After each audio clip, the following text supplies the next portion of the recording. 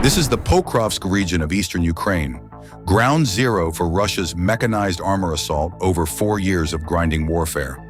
Thousands of tanks have rolled through these fields, trying to punch through Ukrainian lines.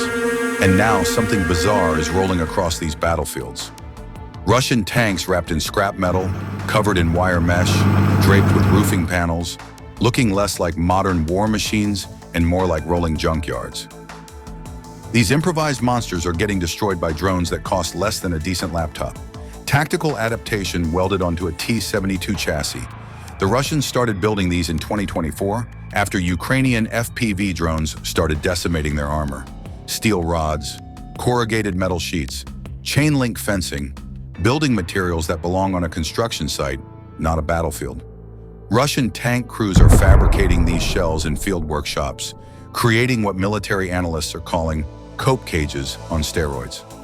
The construction is crude, almost artisanal.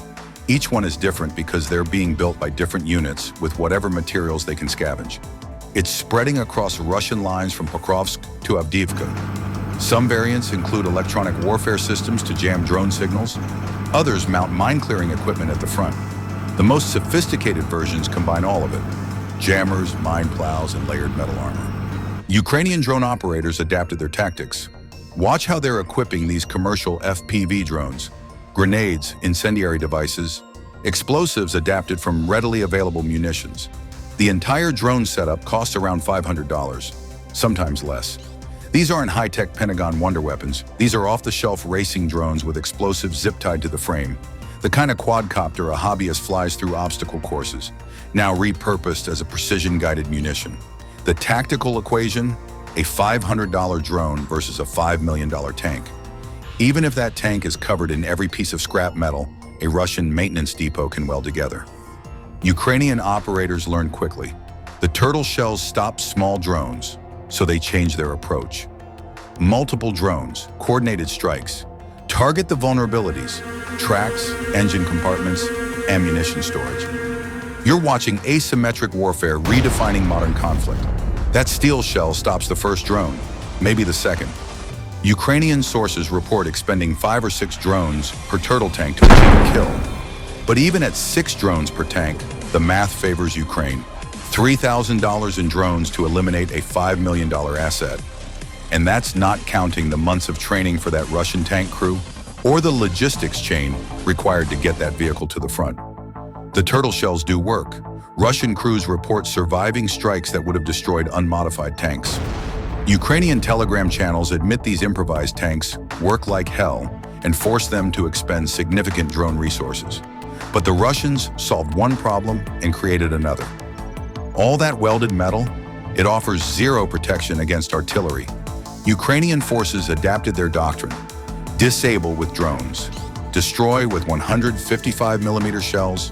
The steel shell that stops a 2-pound drone becomes a burning coffin when a 100-pound artillery round hits it. What you're seeing now goes beyond turtle tanks. This is the maturation of Ukrainian drone warfare. Ukraine is launching an estimated 100,000 first-person drones per month across the entire front. That operational tempo changes everything. No amount of field modification can keep pace with that volume. Coordinated swarm attacks, multiple operators targeting the same vehicle from different angles, precision strikes on specific vulnerabilities. Ukrainian drone units aren't just destroying tanks. They're systematically neutralizing Russian armor at a rate that's fundamentally altering mechanized warfare.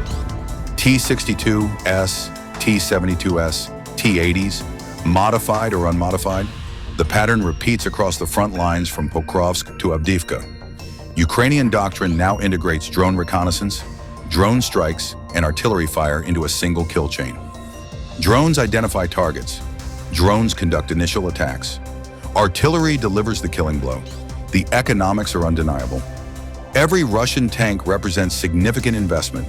The platform cost, crew training, maintenance infrastructure, the logistics network required to field Soviet-era armor in 2024.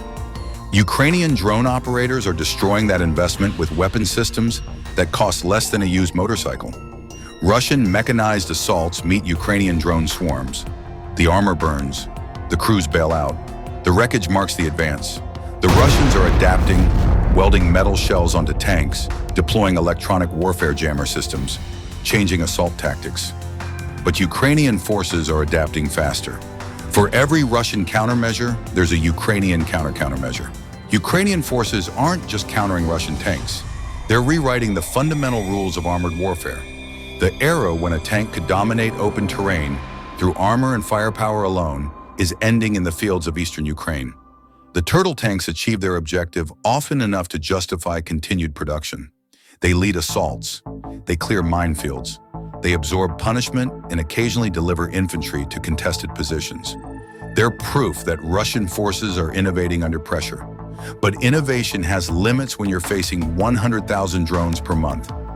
Every destroyed tank, turtle modified or standard, represents not just the vehicle cost, but everything required to field that machine. The crew, the fuel, the ammunition, the replacement parts, the institutional knowledge of how to operate and maintain legacy Soviet systems. Ukrainian drone warfare is systematically eroding all of it. The turtle tanks were a creative solution to a specific problem. In that narrow tactical role, they sometimes succeed, but the strategic equation hasn't changed.